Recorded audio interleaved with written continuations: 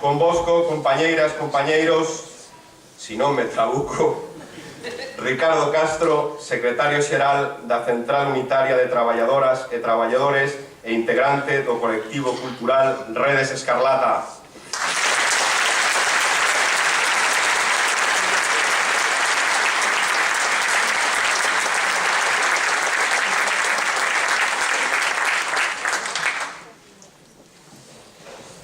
Bo día a todos e a todas, ainda que dende aquí non vos miro, estou excesivamente iluminado.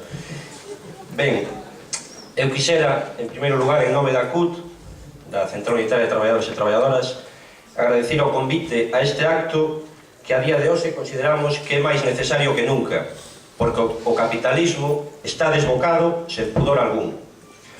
E dicimos capitalismo sen matices porque non os ten. Non hai capitalismo bo. Son maquillaxes que acaban por se esborranchar, chámense Keynes, Obama ou ZP. Aqueles estados de benestar que foron creados como oposición para evitar a expansión revolucionaria inspirada na URSS están sendo desmantelados sen ningún tipo de oposición. E máis, están sendo desmantelados coa complicidade de algúns que se chaman de esquerdas ou defensores da clase obreira. O FMI,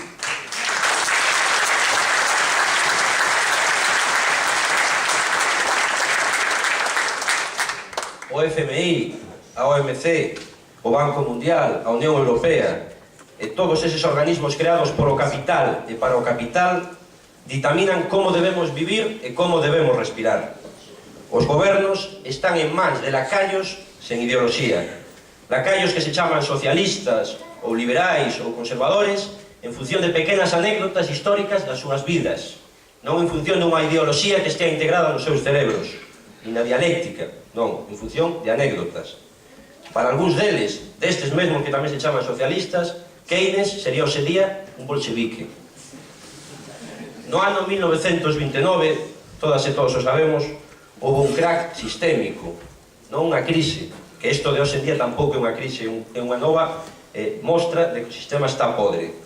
Naquela crise que xa foi de entón, ou aquel crack que xa foi de entón financeiro, porque iso vai inscrito na xenética do capital, non é unha anécdota de hoxe en día, agudizáronse as tensións entre o proletariado e a burguesía para intentar repartir aquel pequeno pastel que quedaba. E foi nun contexto de proteccionismo, illados internacionalmente os distintos países. Pero o capital aprende, e desta vez, na saída, o intento de saída de crise, internacionalizan as solucións. Xa eles se ocupan, xa eles provirán, nós non temos que facer nin que pensar nada. Xa artellaron as medidas. E isto xa o deixou escrito Marx. O sistema capitalista tende a supervivencia. Non vai caer por si só. Non caerá se nós non o empurramos. Compañeiros e compañeiras, cremos que hai que aprender da memoria, é evidente. E levamos anos pelexando coas regras deste sistema. Tanto que xa somos parte ou cómplices dele. E todas e todos estamos, os que estamos aquí, estamos en contra dese sistema. E se ese sistema non serve, as súas reglas tampouco valen. Temos que retomar outras vías. Para nós, como sindicato, a vía está na loita de clase. Hai que retomar a conciencia de clase e redefinir o proletariado do século XXI. Temos, especialmente o século XX, para aprender dos movementos revolucionarios que asistiron por todo o mundo. E deles temos que sacar as consecuencias que nos permitan encontrar o método para facerlle fronte ao capital. Non podemos deixar na lingua prostituída do capitalismo o noso patrimonio, que a igualdade, a fraternidade, a democracia, todo iso é o noso patrimonio, non é o deles. Ao igual que tampouco podemos eludir, como xa se ten falado aquí ao longo desta mañán, a loita polo noso idioma, porque é a lingua proletaria do meu povo, como dicía Celso Emilio, e é tamén unha loita de clase. Se non o temos claro, estamos moi equivocados.